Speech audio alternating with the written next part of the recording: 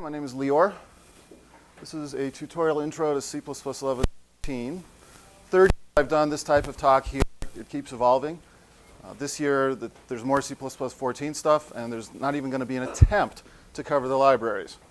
So we're just going to look at the language, and I think that'll be plenty to fill 2 sessions. So it's this session and then the session after lunch here. We'll be back.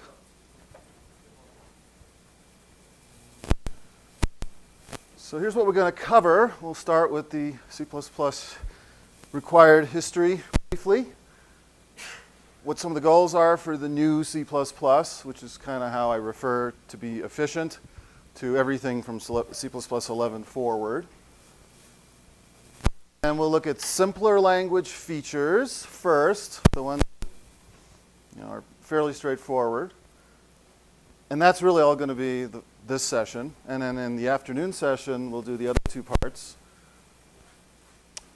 Same number of slides, much smaller number of topics because they get more elaborate. So new facilities for class design and initialization, move semantics, lambdas. So I try to at least mention just about every language feature that I'm aware of. There's at least a line on it somewhere. Not a whole lot of gory detail on some of it. So the code that you see has been tested on several versions of TDM, which is a nice version of GCC you can get that comes with a Win32 installer. And originally I used Michael Williams' threading library for the threading stuff, which isn't even in this talk, so I don't even know why I'm telling you about that. All the examples are not necessarily compilable as you see it on the slides, though, because I cut off things like includes and qualifiers for namespace just to make them fit. But aside from that, it should compile. So this is a great slide. I'm sure a bunch of you have seen it. It's kind of been making the rounds. Herb Sutter first published it in his trip report from the ISO C++ meetings. And it just kind of gives you a nice visual of the history of the language. Of course, C++ 98 was first standardized in 98. And all this time, from 98 to 11, the language was evolving into this major language update. So right around 03, C++ 03 came along, trivial, just bug-fixed update, basically. The most significant thing to happen officially in this whole period is the release of the library TR, which was actually known as TR1. And TR1 introduced a whole bunch of new features of the library, not the language, that were eventually going to be in C++ 11. So of course in C++ 11, finally it was official, and the language features that they've been working all this time were made official. And all these facilities from TR1 were now able to be recoded using the C++ 11 language features, so it made them all more efficient, more functionality, etc. And now we're in this period here where the Standard Committee has gone to a new sort of approach to things, which is to come up with these technical specifications for features, not necessarily tied into a particular major or minor release from the Standards Committee, but it allows these various working groups to think about and polish various library and language facilities, and then eventually they make it into one of the official language releases. So C++ 14, I believe, has been pretty much fixed, although it hasn't been officially ratified, so we know exactly what's in that.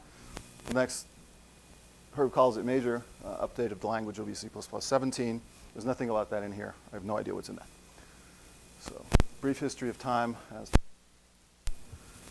What were the goals for C++? Make the language easier to teach, learn, use for everybody. Of course, always maintaining backwards compatibility is important. And it's not 100%. Of course, there's certain things that are breaking changes in C++ 11. We'll talk about a few of them. Improve performance. That's always a good thing. Strengthen library building facilities, which are called tools for class design here in this talk. And the last item, which is described sometimes interface more smoothly with modern hardware. It's really just code speak for support multi-threading, because modern hardware is moving to multiple cores. There's an incredibly great talk by Herb, Why C++, I highly recommend everybody who hasn't seen that talk, Google it and watch it, like 45 minutes. He gave it as the keynote for the Banff in 2011 C++ and Beyond seminar. And he actually gave the talk 2 days before C++ 11 was actually ratified. So the timing was really good. And it's a great survey of C and C++ over the years, why it was popular, why the coffee-based languages kind of took over in the first decade of the century, and then native code is making a renaissance. So definitely recommend that. So we'll quote from Bjarne, the pieces of C++ 11 just fit together better than they used to, and I find a higher style level of programming more natural than before and as efficient as ever. Understatement there from Bjarne, it's really more efficient. All right, so here's the first section. This is what we're going to talk about, and I'm just going to go do it. So I forgot to say that the approach I try to use here as much as possible is show C++ 98, old C++ code, what's wrong with it, and then show how C++ 11, 14 improve upon it. So we'll start with pure old C++ function. We won't call this an algorithm because it doesn't take a range. It's just a function template that takes a reference to a container of some kind and it searches it for the first null. So there's an assumption it's full of pointers. And it returns in the STL-like manner an iterator to the first null pointer that it finds or the end iterator, another STL convention. All right. So it's a reference to a const. We need a variable in here to iterate, so we have to declare it. So right away, things are really kind of wordy here, right? Type name, container, : const iterator, it.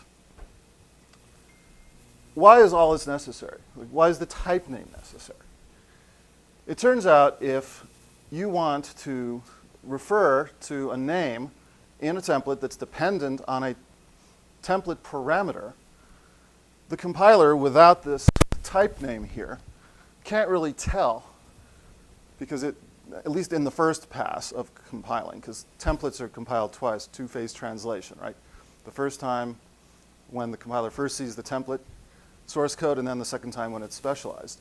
So when the compiler first compiles this, it doesn't know what this class actually is, and it doesn't know what this member is. So it could be the name of a member, it could be the name of a type. And if you don't specify, the rule is it's supposed to assume it's the name of a member, which would make this bad syntax, and you get a syntax error if the compiler is being strict. For years, compilers just ignored that and figured out what you really meant, which is really bad, because then the code would stop working when compilers got more conformant. All right, so you have to say type name. So we're going to iterate across this container. First null, dereference each iterator. If we find null, we're done. Otherwise, we end up returning the end iterator. So not real exciting, but there it is in old C++.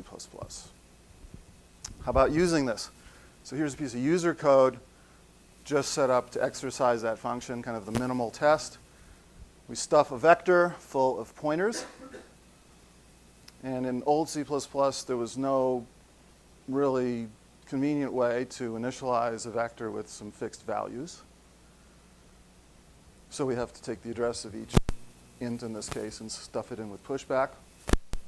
All right. Then we call the function and capture the result. Well, the result is a const iterator for that container type, so we're kind of obliged in old C++ to write that all out. Kind of verbose. And then we just work with it. So one of the things we want to do is if we actually get back a non-end iterator, we want to display the position of that null that we found as an index number. It was index position number 4 or whatever. So to do that, technically, to be completely kosher, we have to declare the result of subtracting two iterators as the difference type for that particular type of iterator, or for that type of container. So vector of int pointers has a difference type, and that's what you have to declare, or you're supposed to declare. The result of subtracting two iterators. Is this actually necessary? What would happen if I just said size t here? it would probably work. Right? I'm not aware of any platform where size t would fail in this case. But the designers of the STL were very forward-looking here, and they said, well, yeah, we know it's usually going to be type def to a size t, and that's it, and it's going to work. However, what about a humongous data structure, and somebody wants a vector that can hold 8 trillion objects? There's no data type in the language that can support that directly. So there's sort of the hook built in to make difference type be a type def for some custom type, maybe a class type with extended precision ints or something, that could hold that number. So this is the official way to do it. So how long did it take to explain all of that? We don't really want to, it isn't going to affect anything we do. But that's the correct way to do it in old C++. All right, so the first thing I'm going to do is show you what the user code would look like in C++11. So the first thing, which we'll spend a lot more time, this feature, discussing in the second half of the pair of courses, is brace initialization for vectors. Yay. So now I can just do that intuitively. The auto keyword, we know what the type find null returns is, and the compiler has to know what it is here. C++ requires that a function is declared before you use it, one way or another. So if the compiler already knows, why do we have to write it out? Why can't we just let the compiler look at its internal declaration of find null and know what it is it's supposed to be returning? So there it is. It's whatever find null returns. That's what CIT is. Now, over the last several years, I've heard some debates about whether that's a good, because after all, now you don't know what it is reading the code, right? So in a way, it's kind of hiding information. I think the general consensus now, the dust has settled on this debate, this is better. So we'll just leave it at that. And I'm sure you can Google some of the debates about that. Auto is better. All right. So nothing much has changed here until we get down to where we do the difference type again. The compiler knows what the result is going to be of subtracting 2 of these iterators. So let's just let the compiler figure it out. Yes, question? Why isn't it a null pointer? Because I haven't taught null putter yet. And that's coming up shortly. There's a few places where I kind of jump ahead with a feature before I explain, but they're rare. So this is like one of the only few. Let's say you had a function template, and you'd never write a function template for this, but let's say you had a function template where you needed to perform some type of arithmetic on types you didn't know what they were going to be. So there's 2 types, T and U. We're multiplying them. What's the type of the result? There's no way for the compiler to be able to predict the type of that result in old C++. So you just can't do this, at least not in any correct way. All right, what do you put here, right?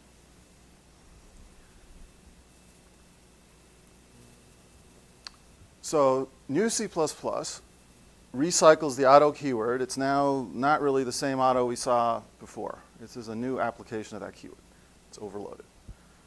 In conjunction with this arrow operator over here, that gives you what's known as trailing return type. The idea being, once the compiler has compiled this piece of code here, it has the declarations of T and U in hand, and now we can tell the compiler what the return type is going to be as a function of the types of T and U. So what this function returns is the type of the product of T and U. So first, be clear, this is not performing a multiplication. Okay? What the compiler is doing when it sees decl type is it's going to be simulating that as if it was generating code, seeing what the type would be of the result. And the result of this whole expression is that type. And it's a compile time operation. And it fills it in for auto. So decl type isn't really officially part of the trailing return type mechanism, but it's a separate feature that they work together hand in hand. I could say arrow int if I really wanted to, and it would be legal, and it would be because you could just put int here in the first place. But that would be legal syntax, I believe. So it's a convenience feature, or a couple working together. Question? With the new use of auto, would that break old code that used auto as a keyword for storage? question is, would the fact that auto is now a keyword that means something else break code that used auto as the equivalent of basically nothing for local variables? Yes, absolutely. So that's an example of a breaking change. But auto's been deprecated since ++98. Not a problem. My book. If you've got code with auto in it in the old C style, you're going to have to do a little bit of porting. And you're probably going to be doing that anyway if that's typical of your code base. So it's just one more little thing to, and it'll be real obvious. You know, it's not going to be a silent breaking change, right? You'll get a clear syntax error there. Okay. So here's our first cut at a rewrite of the find null function template in C++ 11. So we'll apply auto and trailing return type. In this case, what are we returning? It's an iterator. So just randomly pick something that has the type of the iterator, c.begin. So just as a quick sanity check, what is the actual type that's going to be returned here?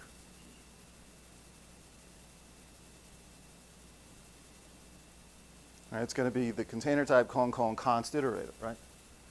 Because it's a const container. So if you do a begin on a const container, you get a const iterator. That's how it works, as opposed to a regular iterator. Okay. And we go through and do the same thing we did before with auto. Nothing really new here. All right, so that's the first cut. Now, new C++ offers new forms of begin-end that are actually non-member functions. Instead of saying v.begin in this case, you could say begin v. There is no performance benefit to that in this particular case whatsoever.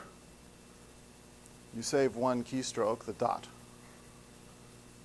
If you're paid by the keystroke, that might be a pessimization. The benefit of this form of begin and end is that it generalizes better over lots of different data structures. You can even use it for old C arrays. So here's an old C array of char stars, and we can apply begin and end to that. And it's a whole lot better than how you have to deal with that situation otherwise, right? You might do a pound define at the top. Size is size of the whole array over the size of the first element, or size of star, one element, you know. That's ugly. And that's what you kind of used to have to do in order to take an old C array and apply it into an algorithm situation. So that's pretty natural. So this is going and finding the first string in there that has a length greater than 4 using this function. As we all know, of course, using function pointers as comparators or as blanking on the word. Thank you. I've had a hard day or two. As a predicate is not efficient, right? So we would probably use a different approach for that, but it's correct. And we're using the non-member end down here. All right, so first C++14 slide. C++14 adds these pretty natural additional variations of the non-member. So now we can say cbegin, and that keeps us, if we have a non-const container, we want a const iterator, that keeps us from having to declare container : const iterator. Now we can just use auto, right? And use cbegin, and it works. Question? I don't want to derail the whole conversation, but is there a preference for saying STE : begin versus saying, like, using STE begin and then pulling in begin? Yeah, that's completely the question. Is there a preference to using the standard qualifier in your code versus not? Well, two separate issues there. Number one, I have specifically not used it on these slides just to save space. That's not neither here nor there. In the general case, it becomes a matter of style, really. I mean, I think it's more than style. When you do something like, is begin something we should expect to have targeted dependent lookup workflow? Or is that something that swap? Or is that something that you would want to say, okay, I see no, would ADL apply here, and I see no reason why it wouldn't, sure. And anytime you have name scoping issues, it's always a can of worms and you have to be careful. But that's always true. So you kind of trade off having code have the highest percentage of being correct using qualifiers everywhere just to make it really clear. And like Scott Myers loves to do that in all of his slides because then there's no question of what something means, right? Very short. I personally try to avoid typing as much as I can. So I use, the using namespaces at the top, which is awful style. It's horrible in production code. If your programs are one slide long, it's okay. So, and then there's a continuum in there.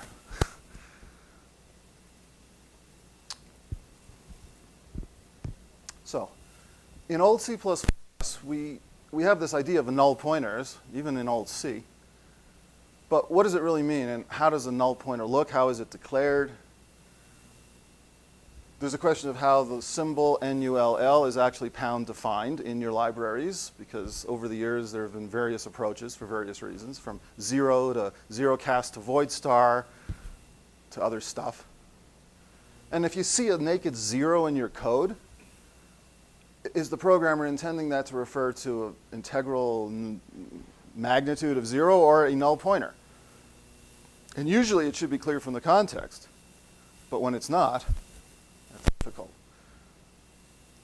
Plus it leads to ambiguity. So here is a situation where you run into ambiguity. If we have two overloads of a function named f, one takes a long, one takes a pointer to char. If we call f and we specify a parameter of 0L, that's a direct match for this one, the compiler is happy. If we say f of 0, though, that's ambiguous, and you get a compile error right here. So nature abhors a vacuum, right? Compilers abhor ambiguity. And if you're lucky, your ambiguity will come in as a compile error right away. Templates get a little bit more complicated. Anyway, we can then specify, which we mean by casting, static cast, or in this case, style char star parentheses, probably okay. Anyway, that is required to disambiguate. So new C++ introduces a new reserved word, nullputter, lowercase. When you use nullputter, it can only serve as a null pointer. It can't be used as an equivalent for an int 0. Unless an int 0 would work in a context where a null pointer is required. So if we have these same two functions up here, if we say 0L, it's the same as before. It still is an unambiguous match for the long. If we want to call this one, we just say f of nullputter. This is an unambiguous match for that one. And that's correct. And if we go back to saying f of 0, that's still ambiguous. So good style is take all the zeros that are meant to be null pointers, change them to nullputter. And maybe it'll expose some errors or at least some questionable constructs in your code.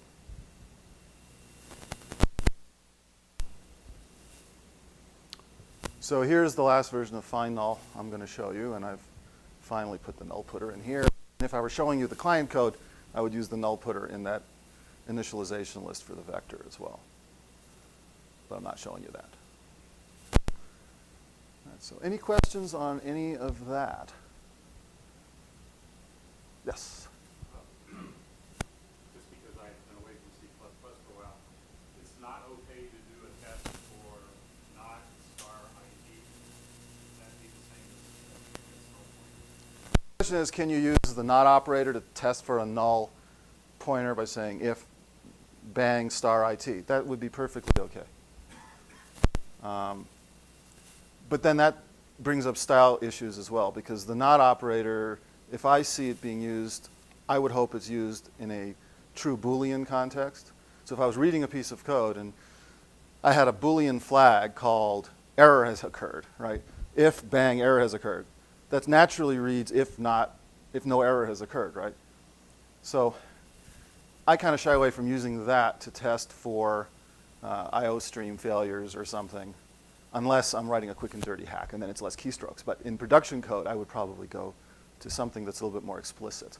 So if somebody's reading the code, it self-documents, right? I mean, there's an argument against that though, because you have fire pointer type thing, then actually have a non-operator defined as an operator, then consistent, kind of nice to have. Yeah. Ultimately, I'd have to put that into the category of things I would call religious issues. The question was, sorry, but library facilities have built-in operator bang defined, so that kind of, presumably that's to encourage you to use it in that context, right? So maybe for those classes it's okay if that's the convention and everybody's familiar with it. Yeah. And it might indeed generate better code, which is a good reason to use it. Okay. So in C++ 14, we now have yet another use of auto. A function can be declared as returning auto. And there's no trailing return type. So what this tells the compiler is it's going to figure out what the type is supposed to be and just fill it in for you. Isn't that handy? So it actually looks down here at the return statement and figures out what the return type is going to be. Now, it's not 100% across the board always applicable. If you have multiple return statements and they return different types, this doesn't compile. The compiler isn't going to try to guess which one you want to convert to which other one. So if you have that situation, you really need to put the type here and then let the compiler do the conversions as it would normally do. Question? Well, the observation, that's not really different from a ternary operator. Compiler already has to deduce the type of a ternary operator based on the true-false operands. And so there's already logic in the compiler to figure Okay. that out. So the comment is there's some similar functionality in the ternary operator, the question colon operator already. Yes, that's it within a single expression. So you have a domain that's a little different than across, an entire function. But yeah, there's parallels. There's a lot of features in the language similar to something that happens over there. And who knows what's going on internally, though. Until you actually look at all the places in the standard where those things are discussed, you might find there's some really subtle differences there. But you can't argue this is a convenience feature that's nice. All right? Just yes. In this case, at the call site where you're calling this function, does the whole function definition have to be available so that the compiler can check what you declared to hold the result of the function actually matches what it will return? Oh, by the time the compiler is processing that call, it will have filled in that type. But if So, you're only, yeah, okay. if the call site is only looking at a right. header that just has a declaration, Yeah, I don't think you can do it in a header. If there's just a declaration, you can't do it. So no, it's simply not, yeah. It can't possibly know if it's just looking at a header file and all it sees is this one line with auto. It can't possibly know. So there's limits to artistic freedom here.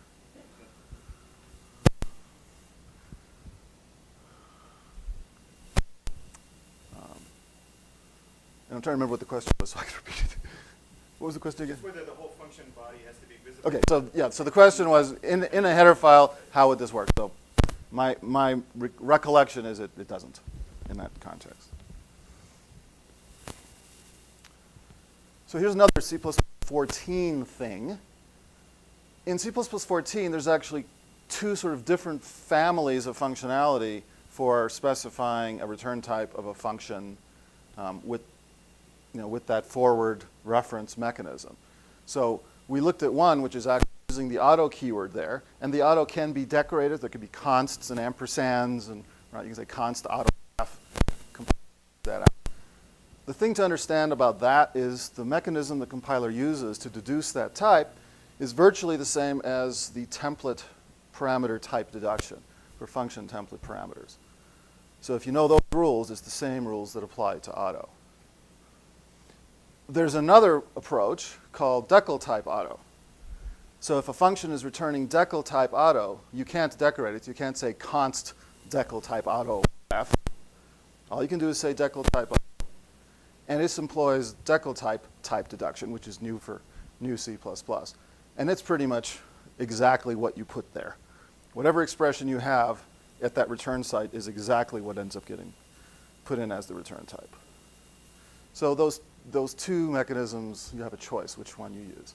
Sometimes this is good enough, sometimes you need this one. And that's all I want to say about this for right now, because I'll spend half an hour talking about why those two exist. But at least you've seen that they're there, right? That's the idea. Okay. So a new topic. Here's a piece of code in old C++ that's iterating over either an array or a container. So typically you have a for loop with a variable that you initialize and you test and you increment, right? If you have a STL container, you have a for loop where you initialize the iterator and you test for some end condition and you increment it. Here's another example of that. So anytime you have to write all your own loop, there's all sorts of potential for errors. Off by one errors, typos, etc. But in old C++, that's really the only approach that was provided. And if you write a function call to do it, then in the function someone has to write a handwritten loop. In new C++, we have the range-based for. Okay, so now I have an array of ints, and I want to iterate across that sequence. I can just say for, and I can declare it as an int, but I think you'll start seeing more and more opportunities to use auto tend to be taken advantage of. For one thing, I could decide to change the type of int later. This code remains correct, so that's pretty cool. So for auto I, basically declares I internally as like a loop variable, and it's the same type as the type of the elements of the array, and it assigns each consecutive element to I and then uses it. So this is, from this syntax, this is absolutely a value semantic initialization and assignment. So it's always going to be copying the values in. For ints, that's great, right? If copying is bad, if you have some type of larger sized elements, then you can do it by reference. You can do it by reference to const. Again, you can decorate the auto, and it works. So in this case, we're going to actually modify it. So I'm mutating loop, modifying each element. So we don't want a const there, but we want it by reference. And we can have both by reference and const. And this is a little sneak peek for a feature known as initializer lists. So this is an anonymous array of ints, basically, that the compiler just plugs in there, and then we can iterate across that sequence. In these slides, these are all constants, but they don't have to be in the real world, right? They can be variables.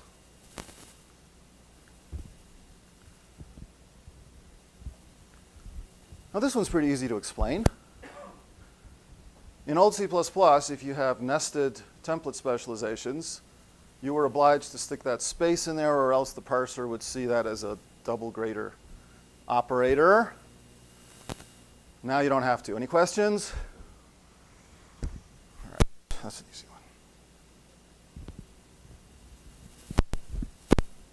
All right, so how many of you ever used the old assert macro from the C library in your code, right? Handy, right? It's a runtime sanity check or debugging aid. At runtime, when this piece of code is encountered, this expression is evaluated. If the expression is true, it's a no-op, except for the time it took to evaluate it. Code continues. If it was false, it stops the code right there with a nice little diagnostic saying assertion failure, and it'll typically show you this text because it's a macro. So it has saved this literal string as part of what it displays when that condition happens at runtime. And it'll give you the file name and the line number because it uses predefined compiler macros for that. Great for runtime. But what about if you want that sort of thing at compile time? If you want to be able to say, I'm testing some compile time condition, and that means it has to be formulated completely out of constant expressions, and you want to bail out of the compilation, or at least make a fatal error so it doesn't continue on if some condition has occurred. So now we have that. It's called static assert. Yet another overload of the static meme, right? I'm not going to call it a keyword because actually the keyword is static underbar assert. But how many places is static used? It'll never end. There'll be 8 more in C++ 17. Watch. Anyway, static assert and then a condition. And the compiler has to be able to evaluate that condition. It has to be formulated out of constant expressions. If that condition is true, it's a complete no-op, generates no code, great. And if the condition is false, it generates a compiler message, a fatal error. But it'll continue compiling, so you get other errors to deal with as well. And you know that something happened. So here's a couple of examples of how you might want to use this. Let's say you want your code to be confident that you're running on at least a 32-bit machine. Because you know if you try to compile that code on a 16-bit machine, it's not going to work right. So we just have a static assert, and the assertion is the size of an int is greater or equal to 4. That's a compile time constant expression. Size of is always a compile time expression. All right. And if that's true, nothing happens. If it's false, you'll get this message, and it represents a fatal error. Here's another use case. And I based this example on a piece of code Steve Dewhurst wrote a while back. This is way before C++ 11. He was trying to find a way to make code a little bit safer by diagnosing attempts to shoehorn variables that don't fit into each other. So if someone attempted to assign a long into a bool, which is perfectly legal, it's perfectly legal to assign a double to a bool in C++. Isn't that lovely? So if you wanted to be able to diagnose that sort of thing, whether or not it would actually work, you just don't want to allow it, then there's a way to write a template that in old C++, it would be a runtime situation where if the size of the result is greater or equal to the size of the expression, then, let's see. Okay, so if it's true that the result size is greater than the size of the original expression, that's good, and it'll be silent. But if that's false, that means it's possible it won't fit, and that's all you're really concerned about, just the possibility it might not fit, and it would basically throw an exception or something in that case in Steve's original code.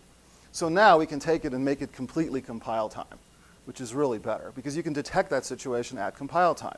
The compiler knows the size of these two relative types. So you get the error if someone attempts a potentially unsafe assignment or conversion. Otherwise, it'll do a static cast and return the correct result. So in use, if I do a safe cast int from a long, depending on what platform you're compiling on, that might be OK or it might not, right? If you're on a 16-bit machine, this is going to fail. A long will be 32 bits and int 16. If you're on a 32-bit machine, they're both the same size, typically. At least it has been typical for a long time. And it'll be OK. And certainly if a long is bigger than an int, it's going to, oh, right, then it's not going to be OK. So here's a case where it'll always fail. You can never shoehorn a long into a character. So any questions on static asserts? OK? Straightforward. New topic. So when you use templates a lot, there is a long-standing issue with code bloat. It comes in many guises. One guise is simply that an incredible amount of code is generated by the compiler and then thrown away.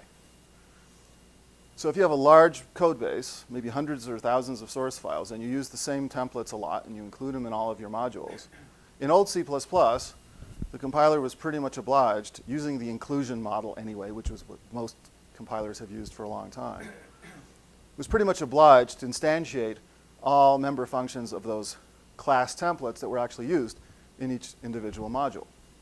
So if you have 1,000 modules, it might generate the same code 700 times for a pushback type of function or something.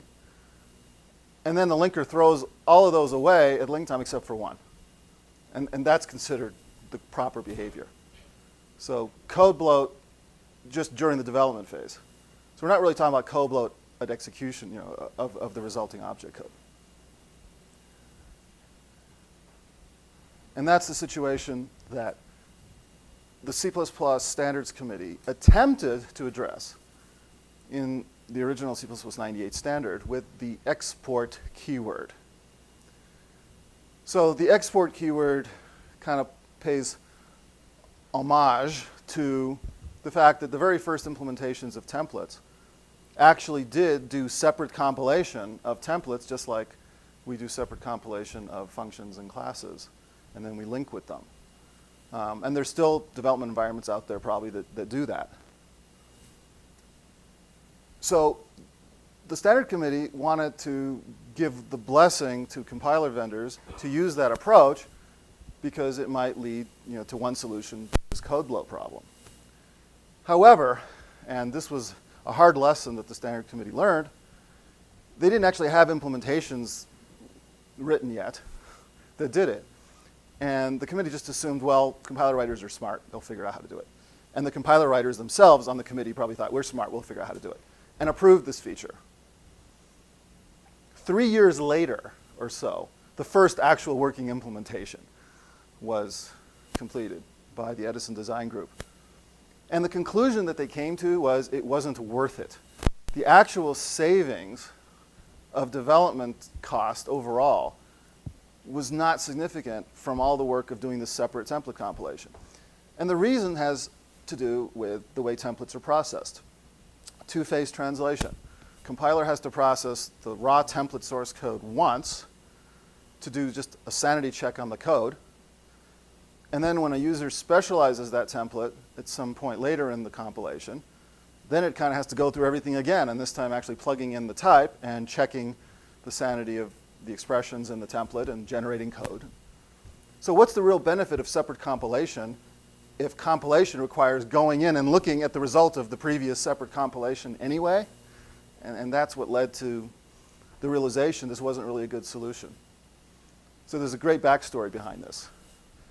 The guy who actually spent 3 years of his time implementing this is on the Standards Committee and told him what was going on. And the committee felt bad he went and do this. And they wanted to deprecate export for C++ 14 because it was clear it wasn't really a great solution. And the guy that actually wrote it insisted it not be deprecated, but completely excised from the language because there was no real benefit. I mean, they would have been doing it as a personal sort of nod to him for his effort, right? And with his blessings, the committee actually removed it completely. So it was introduced for 98, completely eradicated. So it's an error to use export in C++ 11 and on. All right, so that didn't work. Fortunately, there is a solution. And it's amazingly simple. So I don't know the story about whether anybody thought of this before. I would guess not. In C++ 11 and on, if there's one of those templates that is going to be used heavily across an entire project, then after you include all the header files, basically in each translation unit somewhere at the top, you say extern and then show what would normally be an explicit class template specialization. So this syntax, except for the extern, was already in the language. And it means fully instantiate that template without regard to whether the functions are actually used or not. But remember, this is in the compilation process, not linkage. So each translation unit where this line appears would generate a full set of all the member functions of the class. Okay? With the extern keyword, it inhibits the instantiation of any member functions of the class. So you're basically telling the compiler, don't worry, this will be instantiated elsewhere. Elsewhere meaning typically in some other translation unit. So if you've got 1,000 modules in your application, 999 of them will have that. The 1,000th one will probably still have that, and then it'll have this in the CPP file. And that will generate all the functions. So there's exactly one copy of all those member functions generated, and it's used by the entire application. Question? How does this work with auto? How is it? Question is, how does this work with auto? Yeah, there are different types of. Those are completely independent features, and I can't even begin to grok how to answer that. So, I mean, auto has its set of rules. This is a separate mechanism. I mean, like, when you have a method in the vector, you take it as something. Then, okay, no, what's the Okay, so method? the question is if you have a method in the vector which returns auto. We actually talked about before. We were just talking about auto. And the answer is you can't have a declaration of auto in a header file if that's all there is. You can if it's an inline function, right? Then it's fine because the inline function has to be fully implemented in the header file, or by convention, that's where it's going to be implemented. But if it's an ordinary non-inline function, and you're just showing a function declaration, whether it's a template or not, that's illegal for the deduced function return type. Okay? But it has nothing to do with this mechanism. They're completely independent.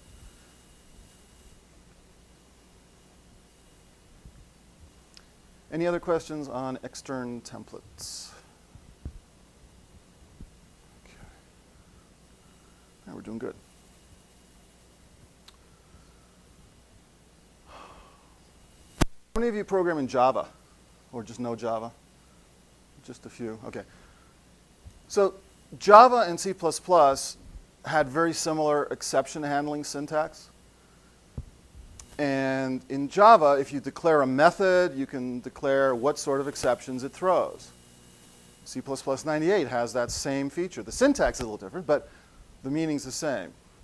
It's the throw keyword, and in here you put a list of exception types that that function throws. But there's a serious difference between the way this declaration is handled in Java versus C++. In Java, that specification is 100% enforced, always. So if a method says, I'm possibly going to throw exceptions 1, 2, or 3, all callers have to explicitly deal with that. They either say they're going to rethrow that exception, or they have a try-catch where they catch it. Has to be one of the two. Okay? And that's actually nice, because everything is self-consistent, no surprises. That's not how C++ works. In C++, you have a list of exceptions in this throw clause. There's no requirement of the caller to even know that those exceptions might be thrown. No requirement. So the whole point of it is kind of lost. And then when you throw templates into the mix, it gets really ugly. Because if you have a function in a template, how can it possibly know what sort of exceptions are going to be generated on operations on T objects? It doesn't know what a T even is. It doesn't know if it's an int or it's some complex type with all sorts of member functions that throw exceptions. Well, as the language evolved, even for C++ 98, the committee realized there's no use for the throw syntax when you have an exception name in here. And the only form of it even used in C++ 98 is this exact one where it's empty. It is useful to know that a function is not planning to throw any exceptions. That's really what it means. This says, I don't plan to throw any exceptions. So if code in swap actually does throw an exception, it terminates the program.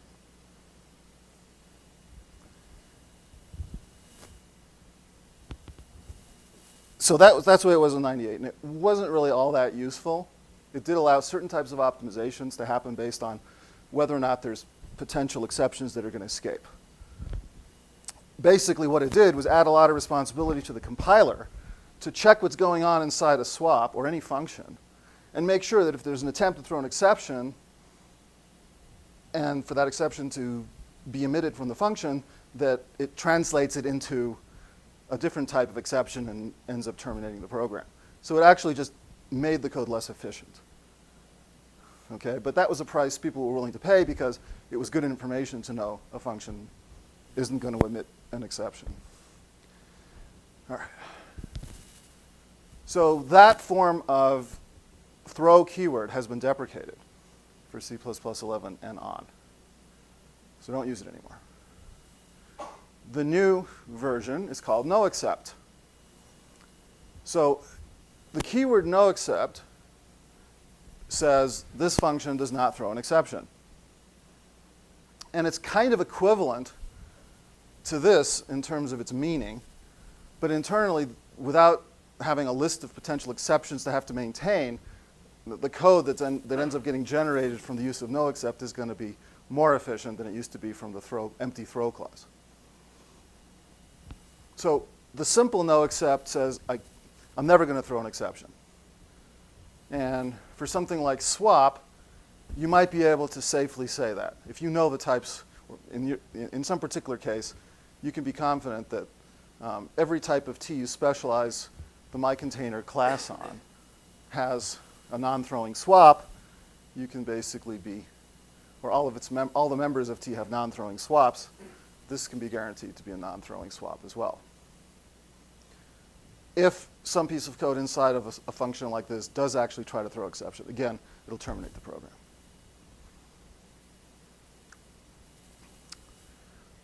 Yeah, question? Question is, will it tell you where you were? The error reporting for exceptions in C++ is really dependent on the implementation of the system that you're working in.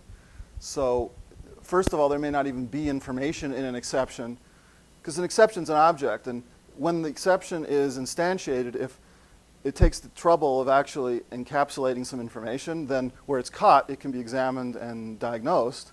But if not, it won't. So if you want that facility, if you want it to give you good information when an exception is finally caught, you have to build that into the system yourself. You're not going to get an automatic backtrace like you would in Java. Make sense? Pardon? I believe so, because the runtime system will actually see the type of the object, and using RTTI, it should be able to diagnose that type, right? But if you want detailed information, like the location of the throw point, you have to actually code that functionality in yourself. Maybe your development environment in debug mode does that for you already, right? There's always that situation. But in release mode and with optimizations, if you haven't planned to do that, it's probably not going to be there. Question?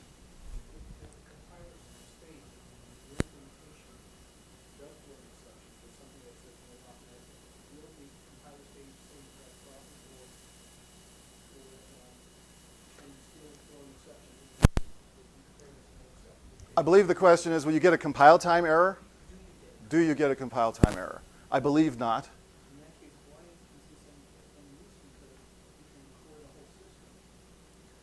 It's of use for performance reasons. Because of move semantics, there's all sorts of things that happen when you're moving objects that cannot be done efficiently if there's potential of an exception to occur during the move. So this is really all tied into move semantics, and we'll be discussing that this afternoon. Okay? So really, if it was just a matter of replacing throw, open, close because it's a cleaner syntax, that wouldn't probably be sufficient in and of itself. But it's more than that. It really covers several different areas of importance in the whole process. Okay, so sometimes you can't just say noExcept. You might not know. You might have some functionality in your function implementation where you're using template parameters, types like T1 and T2, and you don't know what their behavior is. So this is the problem, back in old C++, there was no way to declare what exceptions you're going to throw because you don't know what sort of types you have. With noExcept, there's a workaround. noExcept can be conditional. So the one syntax, the simple syntax, was just to say no except. This is equivalent to no except open paren true close paren. If you use no except with a parameter, a parenthesized expression, it has to be a Boolean expression, and if it evaluates to true, it means no except, and if it evaluates to false, it means no except, or except, I guess, which is not a keyword. Okay. So as an example, let's say we have, and this is actually out of the G++ library I had on my machine at the time, with some complexity stripped out. But this is the essentials. If we have a pair class template, which is the standard pair, 2 items, first and second, right? And we want to have a swap function, is it safe for this to be declared no except? Well, we don't know, because we don't know what the types are of first and second, and we don't know if trying to swap those is a no except operation. We can actually express that. This swap is no except if swapping the 2 firsts is no except, and if swapping the 2 seconds is no except. Then the whole thing is no except. Question? Got another ADL question here. Swap here, the ones you're referring to in the no except expression, how do you know that it's the same swap as in the body, right? Because you're saying using STD swap, well, sure, that might pick up a different swap than the one in the expression itself. So the no except expression versus the body function. So the question is, down here we're saying using standard swap, and it's clear this swap refers to the standard swap. What about this swap up here? It's really beyond me to be able to answer that. I'll just say that right out. I'm sure there's an answer. Does anybody happen to know? Often there's a few standards people in the room or Yeah, whatever. if there's Okay. like a normal accepted way to deal with ADL in these decorator type. I've never thought about that whole aspect of it. It's a great question, though, and I'm going to make it a point. Come see me after. Okay. All right. So good questions. But again, this is an overview, not a deep dive. Yes? So if you, for your no swap, say you naively implemented this swap and you just said, okay, I want my swap to be no except. Mm-hmm. But then it turned out that the second, say, actually, the argument for second swap did throw an exception. Would the compiler catch that and say, you declared this no except, but the template type that you passed in actually Right. does. Okay, so the question is, what if you lie? Okay? And I believe what will happen is a runtime, termination when that exception tries to emit out of the swap. If you've declared swap no except, you just say no except, and then something actually throws an exception, it terminates. That's it. And the compiler, maybe it's a quality of implementation issue. Maybe some compiler can figure that out at compile time. I don't know. It's not obliged to, probably. External tools. Yeah. Lint. Question? Are there any flags so you can just turn no except out for everything? The question is there some way to just blanket make everything be no except? Some apps just don't use them. I don't know, but that sounds like a completely bad thing to want to do. Because most things in your program, if you use templates, okay, exceptions are going to happen. Exceptions are not bad, okay? When they happen, that's information. You want to know that something went wrong. And it may not be possible to refactor your entire code base to make sure no exceptions ever get thrown. I don't think that's useful.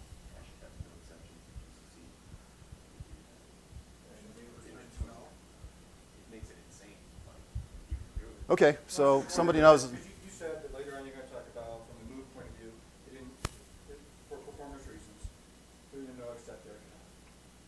The exception's still going to happen if it comes through at a runtime issue. Right. So if you're not planning on having any exceptions, because you don't code with exceptions, then it seems like you marked everything no except, you get the performance boost, and you still get the runtime exception if it happens. Okay, so the question is, wouldn't it in some development environment be a useful thing to simply standardize on not allowing exceptions to ever happen, have the compiler enforce it? Okay, if you conclude that that's a useful thing, go for it. But in the general case, you're going to be working with code from the library, which throws exceptions. You're going to be working with other libraries, and there's exceptions. So it wasn't quite the question. Okay. The question wasn't, can I get rid of exceptions? The question was, could I label all of my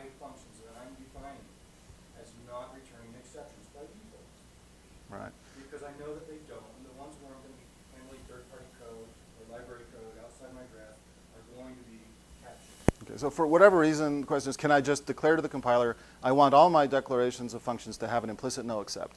And we've already heard there's a GCC option that does that. Yeah, I turn exceptions off, doesn't change your functions to be all except. Yeah, Yeah, so it's two different things. so I don't know. Except is the exception. That's too deep a dive. Question? Now you can do that because your translation unit is going to include standard library headers, which can be compiled. They are not no accepted. So if you had something that automatically turned on no accept for everything, you wouldn't know what's your code, what's the standard. Right, the comment is if you mix in code from the standard library, but your code is all no except, but standard library code isn't, it's a mess. So,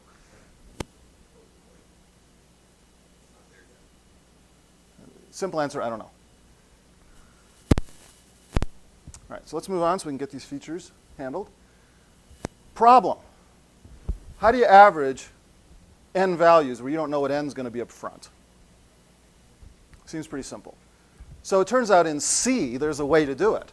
You write a function that has its first parameter be a count, and then you just provide that many values, and you can make that work, as long as the user actually passes the right number of objects of the right type, and you know what type they're supposed to be. So a function to average some unknown number of ints can be written. A function to average some unknown number of doubles can be written. But there's no type checking on those parameters, on those arguments. As long as the user passes nothing but doubles and provides the right number, it'll work. And if not, undefined behavior. But you have to write one for every different type. So, not the greatest solution. We can't use default arguments in C++ because a function with default arguments has no information once the body's entered of how many were actually provided. So you can't do an average if you don't know how many numbers were actually provided.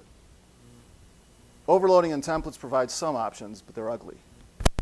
So there's really no good way to do this in old C++. But now there is. So the mechanism that makes this kind of thing possible is called variadic templates. And by the way, in C, these are called variadic functions. Right? Variadic meaning a variable number of parameters. So in C++ 11 and on, you can do that with templates. Everything happens at compile time, and it's based on a recursive model. So in recursion, right, you have a terminal case, and then you have the general case. So fibO of n is fibO of n minus 1 plus fibO of n minus 2, or whatever, right? And for the special case of 0 or 1, fibO is 0 or 1, or whatever it is. So with variadic templates, you have, and we're going to use sum as the example here. We just want to calculate a sum of some unknown number of values. So we'll start with a terminal condition. We assume you provide there's at least one, and nobody's going to try to sum up nothing. If you want to be able to handle summing of nothing, I guess you can build that in. Let's not worry about that. So summing of at least one value, n is n. That one's easy. The general case is the sum of one argument of type t and some unknown number of additional arguments of unknown types. Notice this is a template. It's variadic templates. It only works for templates. Up in this template parameter list, there is a parameter pack. Type name dot dot dot introduces a parameter pack, and we'll call it args. That's just the symbolic name for that set of types. So internally, the compiler will have a parameter pack up here, which will look like int, double, double, int, whatever. Then the function also has a parameter pack, but this is a function argument parameter pack. So internally, this will be a set of expressions. And the compiler will have that pack internally as x, 37, square root of 18, whatever, well, whatever the result of that is. So the thing is that these two have the same size each, and they remain in lockstep. The compiler treats them as a matched set, like a zipped up set of two items, type and expression. Okay. So if I want to sum up a single value of type t and an unknown number of additional values, then all I have to do is add the initial parameter to the sum of the rest of them. So I can take this argument parameter pack and expand it by saying name dot dot dot.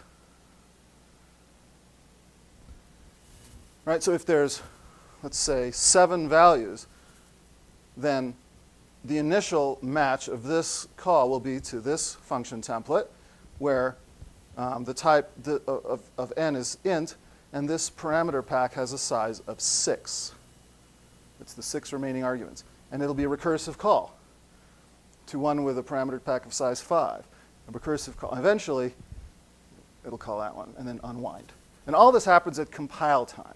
So the actual code generated is, it'll load up a register with the sum of those numbers and display it. And it's never actually doing addition at runtime. Question? We'll get to that. This is the simplest case.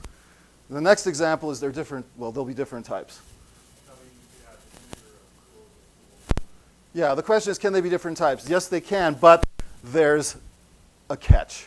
So we need a couple of slides to deal with the catch. Okay? Question? Is the dot dot dot token all by itself, or is it somehow combined with the others? The question is dot dot dot a token? Yeah, it has to be. Is it somehow combined with this? Yeah, so I don't know how the compiler looks at it. I'm But just wondering, like, you don't have white space between the dots and the thing on the left of it. If you had a white space, would that? question, if you put white space here, would it work? I suspect it still would, because it's still a token stream. There's an identifier and then a token dot dot dot. And it doesn't care if there's white space in between. So because this isn't any kind of a reserved word, there can probably be white space there. I'd be really, really surprised if you can't put white space there.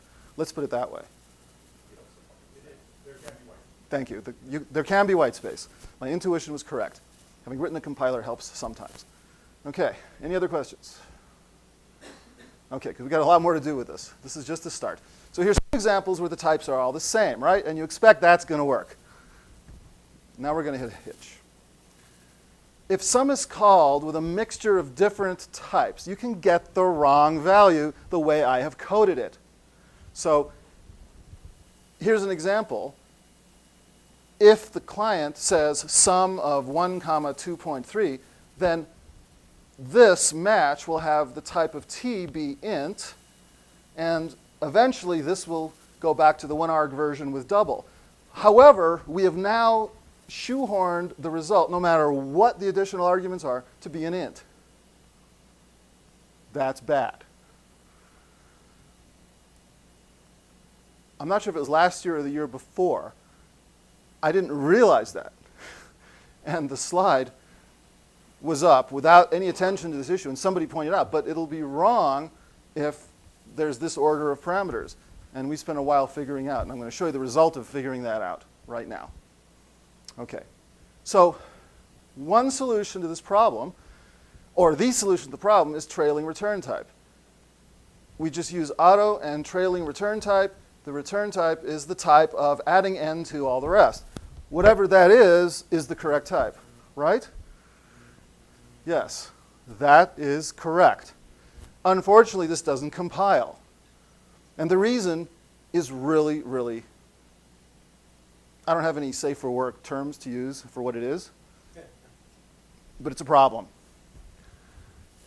The recursive reference to sum is illegal because the compiler at this point does not know the full type of sum yet.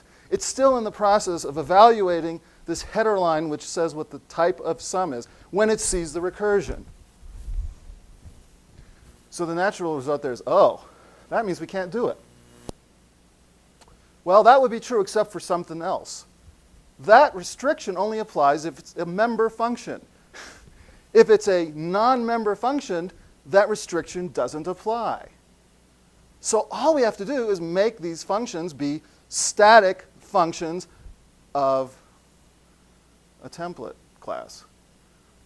So here it is. Actually, I didn't say that right. They have to be templates, static function templates of a class. Yeah, that's pretty much the correct reaction. It's too bad you have to do this. But this solves the problem. All right, so now we have this static version of sum here, and we have static version of sum here, and the logic is the same, except it's a static function versus an ordinary non-static number function. Now it compiles. What about just a free function? I suppose that would be okay, except the whole idea here is these are related, so you kind of want to put them into the same namespace type of thing. So if it wasn't in a struct, I think you could still get away with it. Then you got all these free file scope functions. You really like that better? Okay. Wasn't that what we had on the previous slide? Wasn't that a free function? Okay. Yeah. That's the free Oh no, but this I'm just looking at this and I'm looking at this out of context. Okay, we're still assuming this is part of. Ah, actually, right. These are all separate functions. So, do they have to be in a struct? You know, Because go back one slide. I never thought about that, but there's some reason I think they need to be inside of a type. Yeah, there's. Oh, okay, that actually makes sense. That's so obscure. Okay. I can't tell you why, but I believe it has to be in there. I'll try it without being in a struct. We'll see what happens. You could introduce another sum in another like header file to the free function. Yeah. Struct sum, you close the entire scope of how you can define sum. If you had free function sum, then header 1 can like define its original one, and then header 2 can define another sum. All right, so the comment basically is there's all sorts of scoping craziness that can come in, maybe even ADL to mess all of that up. Anyway, that works, so that's a good thing. We have a way that works. There may be other ways that work too. Well, now we can move to average. That was the whole point of this, right? To write an average function. So here's a variadic average function template, and it relies on sum, of course, to calculate the sum, but then it has to divide that by the number of things that you've summed. Well, conveniently, there's a size of ... operator specific to variadic function templates that is equal to the number of items in that pack. And that's exactly what we need. And it works. And now you can mix and match your types in any order. It just works. So it is a solution to the problem. And that's figuring out all those averages at compile time. If there were. Well, because they're constants. The question is it doing this all at compile time? Absolutely, it's doing it in this case because these are constants. And if they weren't constants, it would generate the appropriate code to do it at runtime. Okay, I've just kept the example simple by using constants. Then I don't have to show the declarations anywhere. It's basically just been a concept for analysis of that, Yeah, it's doing. It's definitely doing a compile time reduction of expressions as constant expressions. All right, so const expr. New feature enables compile time evaluation of functions, including operator functions, constructors, as long as every expression in the function is a constant expression. And there's a difference between the C++ 11 flavor and the 14 flavor. So let's look at the 11 flavor. Here's a function template, square, that takes some value x and returns its square. So it's declared as a const expr.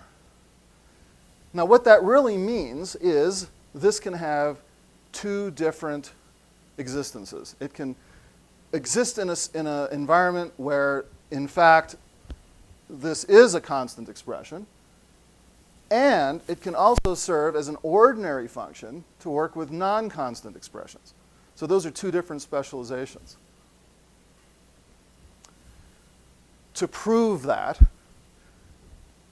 I'm going to create an array of widgets, and size is a compile time constant, so that's always legal.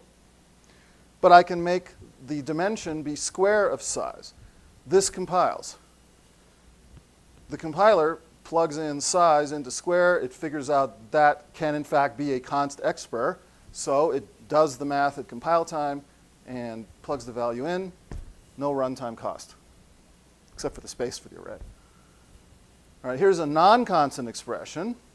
So we can't just declare an array using val here, right? That's an error. Int val squared equals square of val. this is a legal expression, but it specializes into a non-constant expression function. So this ends up behaving as an ordinary function here. But here, using val, it's an error. All right, so this is an attempt to take the result of square, and the compiler knows the result of square is a non-constant expression because val is a non-constant expression, and then the attempt to use that as an array dimension is just an error. Question?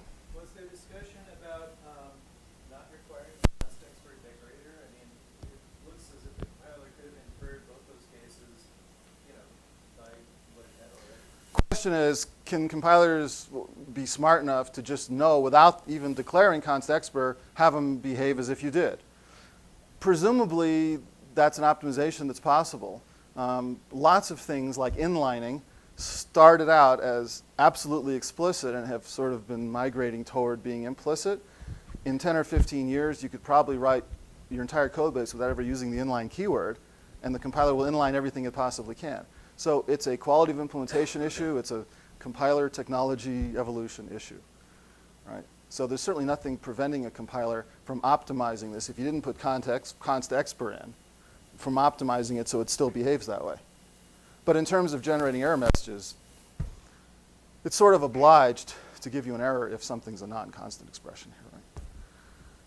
But if it is constant, it can optimize based on that. It probably would. Question?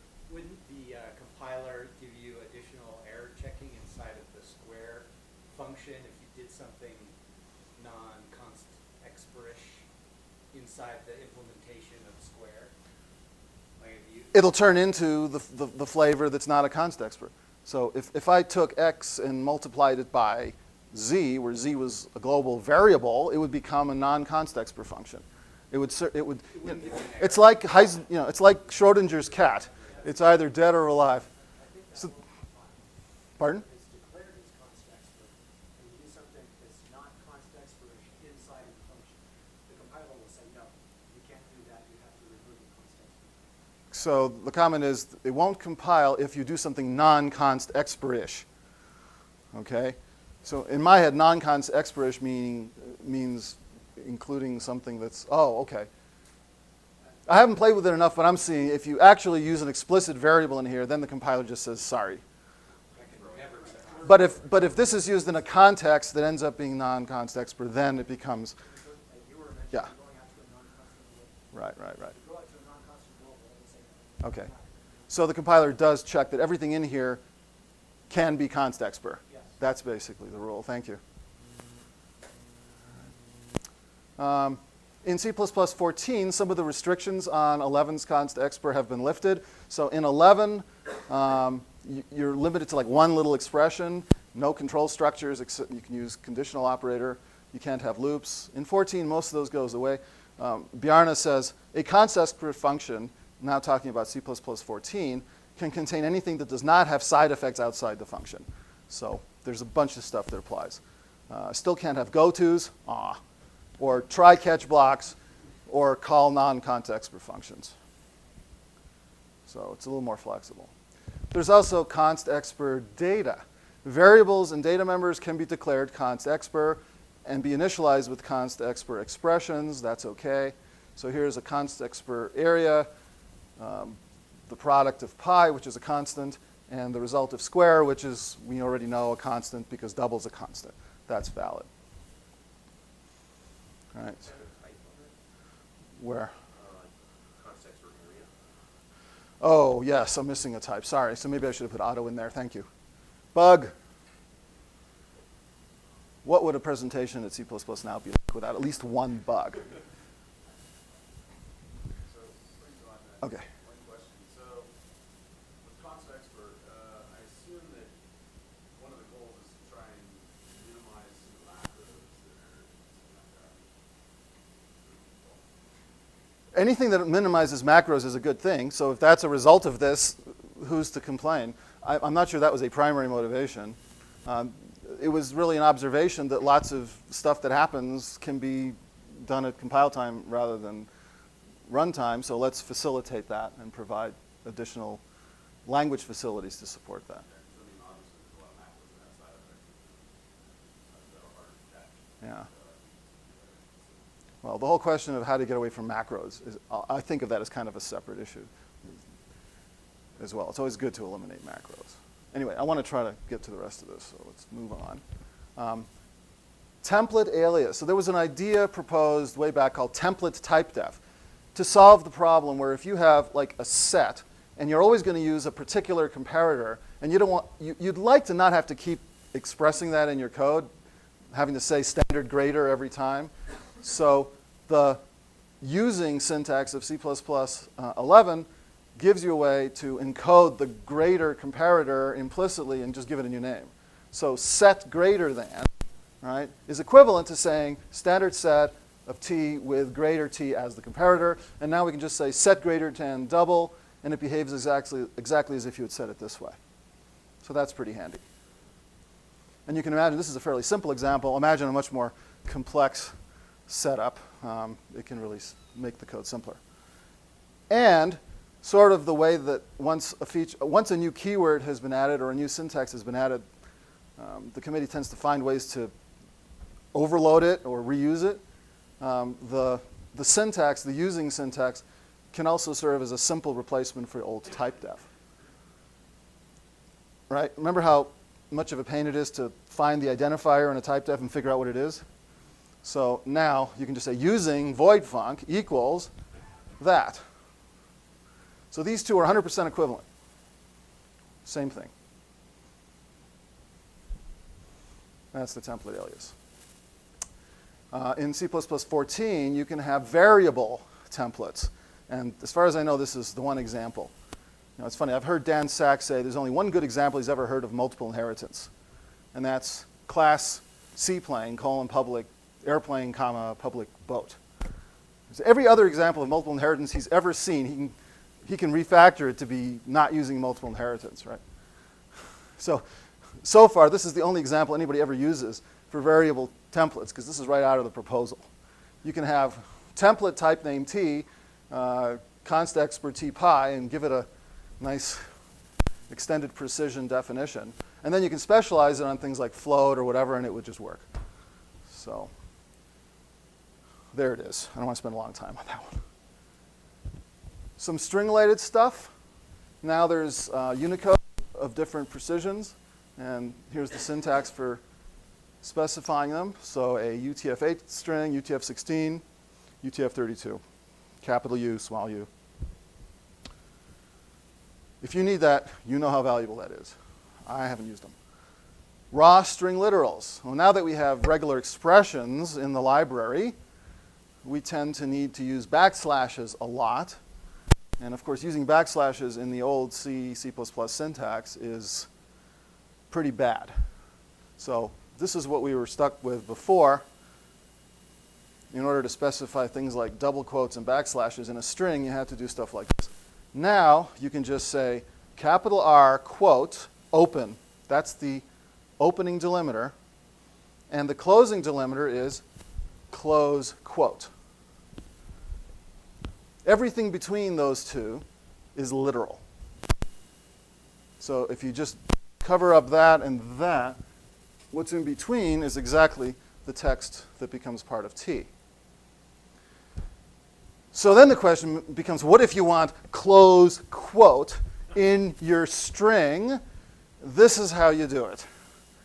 You say R quote, an identifier, open. Okay? And then the closing delimiter is close the same identifier, quote. So I believe this can be up to 14 characters, which should probably handle everything imaginable. Okay. Now this is an interesting one. I actually was one of the reviewers for Bjarne's latest version of his seminal C++ book, right? 1,400 pages. And of all the things I found in that book that I had questions about, the only one where we actually went back and forth about 6 times in email, because I just couldn't quite get it, was this one. And he finally convinced me. And it's completely not clear from the standard or from anything anywhere else what's going on here. So I will tell you how I understand this now in 5 minutes. Okay. So this syntax is wrong. Does everybody see why this is wrong? A literal string is immutable. It's undefined behavior to modify any of those characters. So if you define that, assign that to a char star, you're basically giving later code carte blanche to go in and mess with those characters, which is UB. Don't do this. C++ 98 allowed this as a legacy. It put up with it because there was legacy C code that was written before the const keyword was invented. And this was the only way you could do this in C before that. However, it was deprecated for C++ 11. I'm sorry, for C++ 98. For C++ 11, according to Bjarne, and supposedly according to the standard, it has been made illegal. This is now illegal. What I found is every compiler still accepts it. So this seems to be a compiler issue. Compilers should not accept this anymore, certainly not in strict mode. And we tried it, and even in strict mode, compilers were still accepting this.